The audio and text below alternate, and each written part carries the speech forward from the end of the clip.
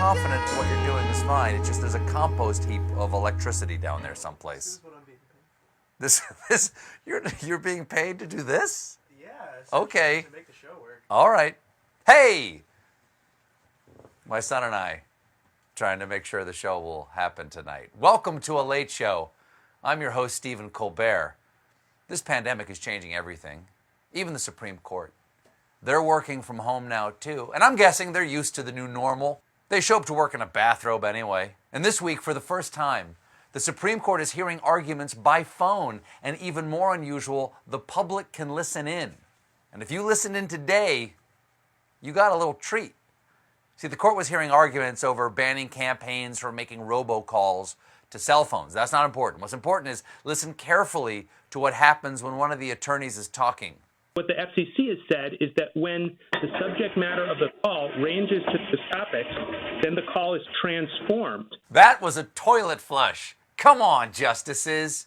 You know you got to remember to mute before you retire to your chambers to cite Brown v. Board, if you know what I mean.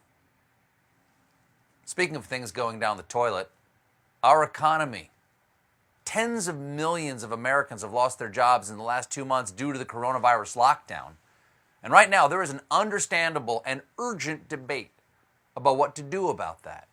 Some people want to reopen the economy slowly and follow the advice of scientists and healthcare professionals to save as many lives as possible.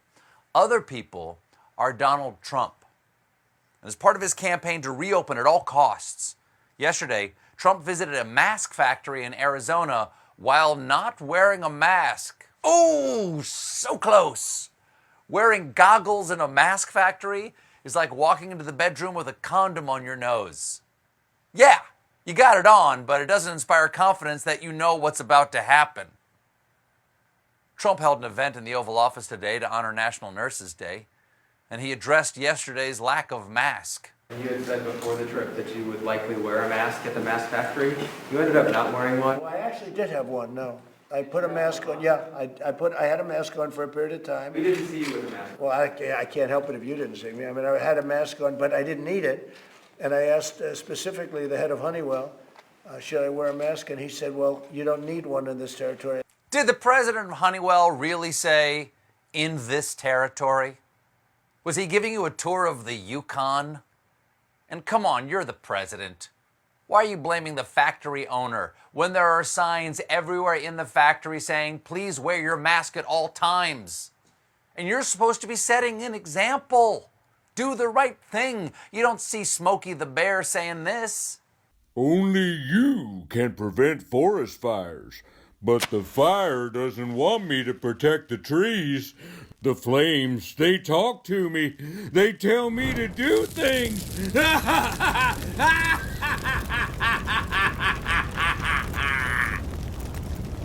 Also yesterday, we learned that the White House is going to phase out the coronavirus task force. But today, Trump said that he's reversed that decision. The task force has done a great job. The task force indefinitely, we'll see. You know, at a certain point that'll end like things end. Yes, things end. Of course, this is Donald Trump, which means it'll end when he finds a younger, hotter task force.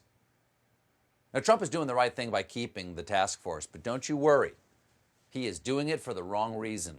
I thought we could wind it down sooner, but I had no idea how popular the task force is until actually yesterday when I started talking about winding it down. Turns out people like people who want them to be alive. That one really caught me by surprise because I'm dead inside.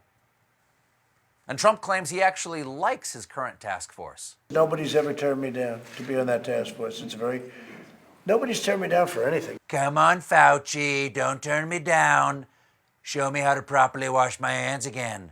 But slower this time, yeah. Get 'em all sudsy for Daddy.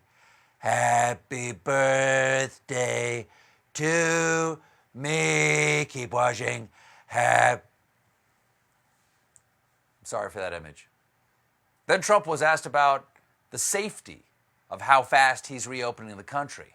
Will the nation just have to accept the idea that by reopening, There will be more cases, there will be more So I deaths. call these people warriors, and I'm actually calling now, as you know, John, the nation warriors. Yes, he calls them warriors. It's an economic rallying cry that Trump stole from the movie. Shop. The problem is that health experts say that reopening the country too soon could have catastrophic results. But that's just a risk Trump is willing for you to take, as he told ABC's David Muir. Do you believe that's the reality we're facing, that lives will be lost to reopen the country? It's possible there will be some, because you won't be locked into an apartment or a house or whatever it is. But at the same time, we're going to practice social distancing. We're going to be washing hands. What I'm trying to say is, yeah, a lot of people are going to die, and I am washing my hands of it. Happy birthday. No, okay, different washing. I'm struck by how calm and casually the president talks about the loss of human life. It's like he's changed his re-election campaign from Keep America Great to Kill Americans Groovy. This new, yeah, people are going to die, but what you going to do attitude also explains why, while he was touring the Mask Factory, his actual background music, and I promise you we did not make this up, was Live and Let Die.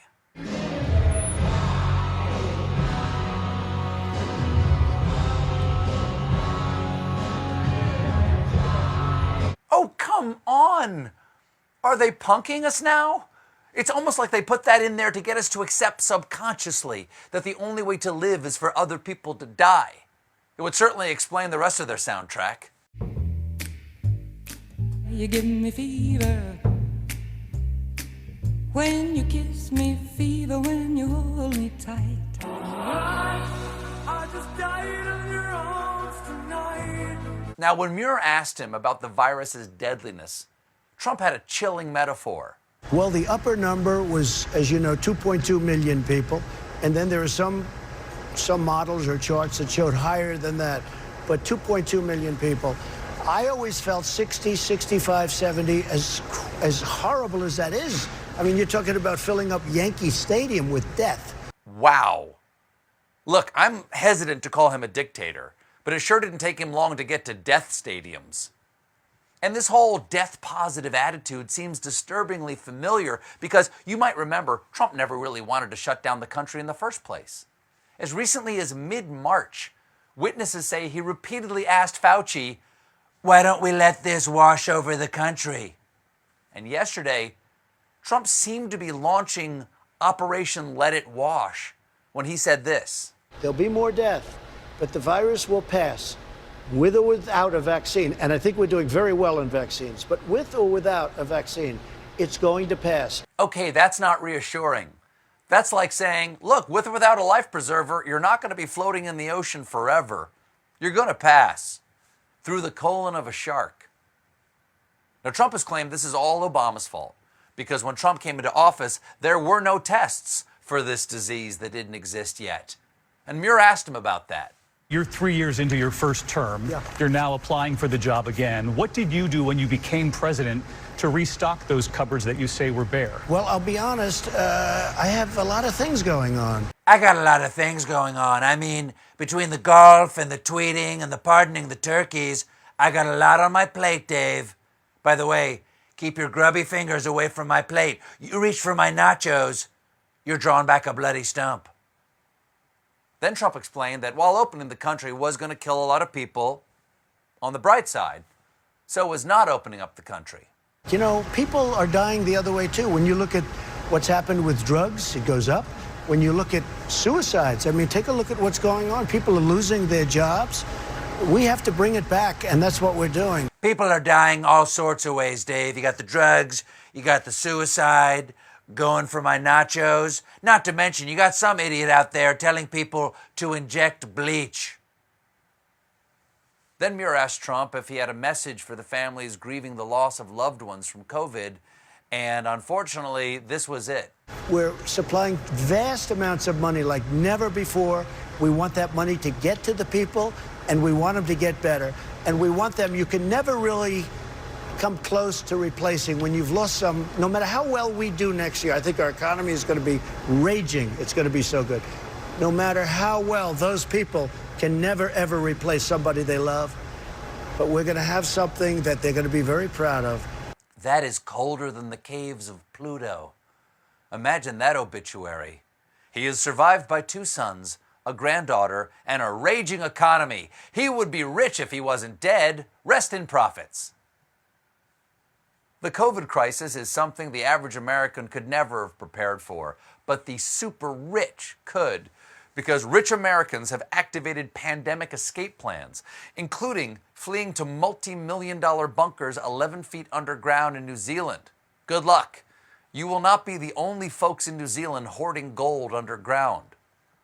But during the crisis, people are also burrowing to safety right here at home, thanks to a bunker company called the Vivo Global Shelter Network, which calls itself the Backup Plan for Humanity. Although if you ask anyone sheltering alone, the Backup Plan for Humanity is a couch cushion with googly eyes. They make a very patient lover. Right now, 24 families have moved into a Vivo shelter in South Dakota. This virus has changed a lot. For the first time ever, there are 24 people in South Dakota. And Vivos is expanding its bunker supply internationally. Right now, they're developing a 1,000-person shelter in Germany, because nothing says rights out of history like an underground bunker in Germany. We have got a great show for you tonight. Robert De Niro is here, Bobby D. But when we return, I preview this year's hottest Mother's Day cards with this year's hottest mother. Stick around. Ha ha!